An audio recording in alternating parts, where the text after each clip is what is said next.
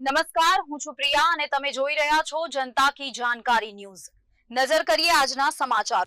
ધોરાજીના નાબીરાજ પાસે રહેણાંક વિસ્તારમાં લાગી ભીષણ આગ। રહેણાંક વિસ્તારમાં કચરાના ઢગલામાં આગ લાગતા વિકરાળ સ્વરૂપ ધારણ કર્યું। અજાણ્યા શખ્સના કારસ્થાનથી આગ લાગી હોવાની ચર્ચા। ફાયર ફાઇટરની ટીમે તાત્કાલિક પહોંચી આગ પર મેળવ્યો। ધોરાજીના નાભીરાજ વિસ્તારમાં અચાનક આગ ફાટી નીકળતા લોકોમાં મચ્યો ફફડાટ। રહેણાંક વિસ્તાર હોવાથી આગ વધુ વિકરાળ બને તે પહેલા ફાયર ફાઇટરના જવાનોએ કરી કામગીરી।